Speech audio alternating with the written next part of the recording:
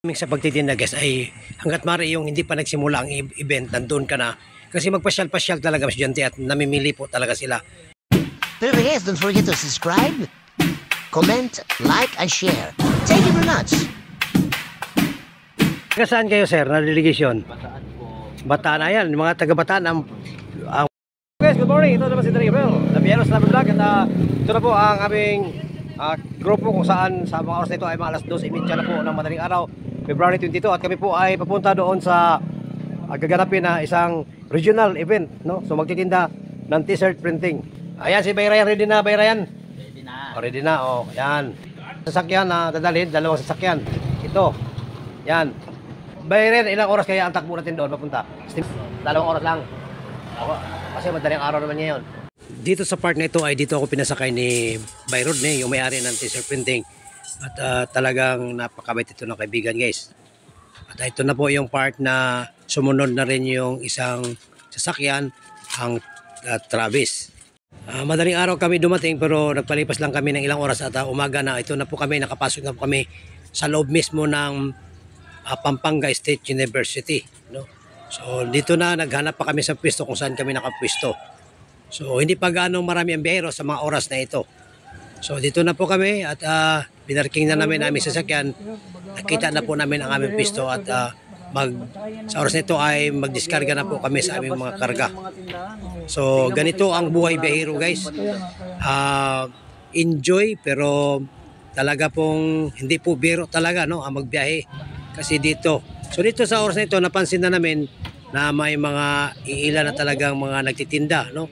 At dito nagtingin-tingin pa, dumating na rin ang ibang kasamahan. So dito nakita namin kung saan kami pipisto. So ito na yung mga tanda. So ganito ang buhay biyahero guys, no? Pupunta kasi sa isang lugar pero bago ka magpunta kailangan talagang nakapag-booking ka na, nakapag-bayad ka na sa pisto. So pagkatapos, dumating naman ang aking kaibigan, ang kagawad si Ili Baguhin, no? Isang legend talaga sa printing. So kasama niya asawa. Ito naman ang driver ni Bay Rodney, si Bay Jubides. Ito na. Si Ate Lot ito guys. So, ang tuwa ito sa tuwing magkikita ang mga biyahero kasi minsan may mga ilang buwan na hindi nagkita-kita tapos mag-abot naman sa isang lugar. So sa mga oras na ito ay nagdiskarga na kami kasi alam na namin ang pwesto. So ganito ang buhay biyahero. Ito, dito naman si Ate Josephine, no?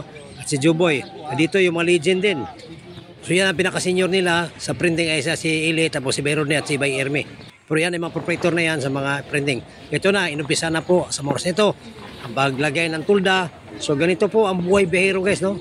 So dito manatili kami ng mga 6 na araw dito. So nagbayad po kami dito. So ngayon, ito na, napurma na. So ang iba din napurma na rin sa mga oras nito. So, kasi sa mga oras nito, bukas na po ang datingan. At actually yung iba nagsidatingan na ang mga players kasi gaganapin kasi dito ang kumaga palaro, no, sa state universities and colleges. So squad dito ito sa Magalang, Pampanga. So ito na, so habang ang mga ito na sila ay nag-isip-isip na sila kung paano gagawin. Ayan, kung ano mga pinagkwentuhan dito, no? Kung ano mga pinagkwentuhan dito guys. Kasi ganito ang mga biyahero talaga, no? At tuwang-tuwa pag magkita talaga mga kapwa biyahero. Baguhin. So dito ay nabuo na ang tulda, no? So ang pag-display na lamang. So dito. So yan, no? Dito kami mismo sa University Chapel sa may bakanting lote. So yan, si Bay Rodney. So nag-isip yan ng malalim. Doon sa yung kapatid, si Bay Ramer. Yan, naka-t-shirt pula. So ganito guys, ang buhay biyahero.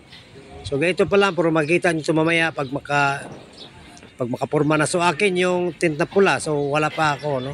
Mamaya madali lang naman sa akin. Yan, tint pula, doon ako pipisto. So ito na yung sa tapat namin, ito yung makikita namin. Ando na yung mga dumating na yung mga delegation. At mamaya mapupuno din yan sa mga magpipisto. At may ilang mga players na talaga ang nagsidatingan. At mga bus naghatid sa mga players na mulat sa probinsya, no? May Sambales, Bulacan, Aurora. So sa Region 3 po ito guys, no? So ito na, dumating na, oh. Ito yung buhay biyahero. Kahit saan, kahit sa gilid ng kalsada, pwedeng magkain-kain. Sanay na po kami sa ganito, no? Walang kimi. Relax time muna ang aking kaibigan si Bay Rodney. Wala pang tulog yan. So yan, kami na po bahala magtapos. Guys, at nagsimula na pong nag-display na po. At hindi pa nakalagay ng mga design, pero grabe, meron nang namimili. So taga saan kayo, sir, na delegation? Bataan po. Bataan na yan, mga taga Bataan ang binamano.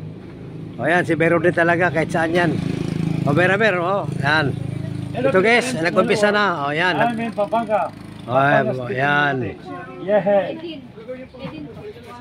Simula na sila guys na mag-display at mag-display na rin ako. So sa mga oras ito ay nagtuloy-tuloy muna kami nag-discarga kasi ang mga gamit ko nandun pa sa kanyang sasakyan. So salamat pala ni Bayrod kasi lagi akong sinasakay sa kanyang sasakyan. So malaking tulong po talaga sa akin. So ito na po yung mga t-shirt display. At yun sa tapat din nakikita namin nagsidatingan na po at nag-sit up na po ang mga grupo rin ng biyahero. So ito na po, na-discarga ka na aking karga at mamaya ako po ay mag-display na po. At ayun po ay mga kaibang kasama nandun po sa bandang likod. Doon nakapurma na po sila. So ganito ang buhay biyahero. So habang na-display ang mga tauhan ni Bayrod at tauhan ni Bay Erme ay sila po ay nag-usap. Sila po ay talagang mga sanggang dikit ito. Mga trupa talaga. Andun yung pisto ni Bay Erme sa bandang side. Ayun, nagsimula na rin ako na-display. No? Pero nagdandahan lang muna ako nag-display. Hindi naman karamihan natin paninda, pero yan talaga, no? Lumalaban din ng pistuhan. At sa tulong ni Bayrod so nakapisto po tayo. Ang ating tent po ay kay Bayrod yan, pinahiram po ako ng tent. So kaya naging maporma din aking pisto. Salamat Bayrod So ito na po, no? Sa likod ng pisto ko, andun yung kusina namin. So pinakakusina namin. So yan, may mga manikin din ang kanyang display. So malapit na talaga magsisimula, magbakbakan na lang mga kaibigan. At sa mga oras ito guys ay malapit na po ang gabi at mailan na rin pong namili kahit hindi pa tapos at may mga estudyante na po, no? Mga colleges ito, mga college. So nagtitingin sa ating mga paninda. So yan. Pero si Junjun ba pala ito? Akala ko customer. Aba, sa mga oras ito may namimili na po, no? So pili-pili lang po kayo. Huwag dalhin pag walang bayad ha. O yan. So isa sa timing sa pagtitinda guys ay hanggat mari yung hindi pa nagsimula ang event, nandun ka na. Kasi magpasyal-pasyal talaga estudyante at namimili po talaga sila. So yun ang tinatawag na arrival. So tinatawag na may arrival. So dito, iba't-iba itong mga lugar kung taga saan sila. Universities. Ayun, tama-tama. Ito. O dinumog ng aking munting tindahan. Shoutout kay Muno. Sige, shoutout kayo guys. Kasi ito yun sa mga t-shirt printing at dito may t-shirt printing pa.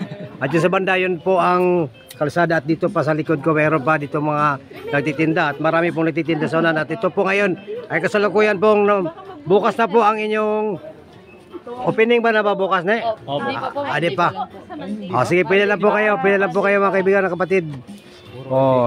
So taga Sambales na yan mga ilan bukas to, dami talagang dagsaan na naman dito guys. So okay, at dito sa mga oras na ito ay mayroon na pong bumili sa akin. So ito na guys, yung gabi natulog na kami at kinaumagahan. So may nagsidatingan na po at may napansin ako ng mga kaibigan na kakilala rin natin na magkikita kami sa tuwing event. Oy, dito na si dito na si Bay Jumel. O yan, si Bay Jumel, busy sa paggawa ng pisto. So dito si Bay Bio, nakita ko rin, malaking kita yan, yan. Ito na. Dito sa mga ito guys, nagpunta ko sa palengke. Si Bayrod at kasama si Jumedes and driver ni Bayrod at dito bumili kami kasi kailangan kakain kami, magluluto kami. So ito mga kwento-kwento si Bay Buboy yan, kausap ni Bayrod grabe, bihira talaga to. Luzon, Visayas, Mindanao. Nandito pala si Dodong at si Idoy yan galing pa daw to sila sa Mindoro. So yan yun sa tapat namin siya pagkita ang ibang grupo ng mga biyahero. So ganito ang buhay biyahero. So dito na, nag-sit up na rin sila. So kami nakapag-sit up na kami ng una. Si Bayone, dito na si Bayone. So malaking grupo din sila guys. So ito na, yung iba habang nag-sit up kami rin mayroon na rin namimili sa ating paninda. So yun na po, hindi. Yan, may mga namimili na rin. Kahit paano. So ganito ang buhay biyahero. Kami mga biyahero ay magkita-kita kami sa ibang lugar, minsan hindi magkita-kita, matagal na hindi magkita, at minsan naman may magkita-kita, kaya ganoon na lang po kasabik sa isa't isa kung magkita, magkwentuhan. So ganoon po, so masarap lalo na pag ikaw ay nakabinta na, so alam mo naman ay para sa pamilya ang ginagawa mo. So sa mga oras ito ay alas 3 na po ng 38 ng hapon, araw ng linggo. So bukas na po ang opening, so ito na po, nakahanda na po. So ito na po ang mga bandang bungad, sila si Bayone, sa kabilang side to, si Atilot. At nakapag-sit up na rin si Idoy. May tinuturo si Idoy doon sa unahan. So ganito guys ang setup dito, tapos ginawa nilang daanan, no, ang kanilang pisto, nagharapan sila si Dudong. So paikot ako. So ganito ang mga style guys, mga pamaraan minsan, no. Yan si Dudong, biyahero talaga yan, no? Yan si Dudong. Oh. So ganito guys, no, ito ang buhay biyahero. Okay, ito si Danny Gabriel, thank you very much.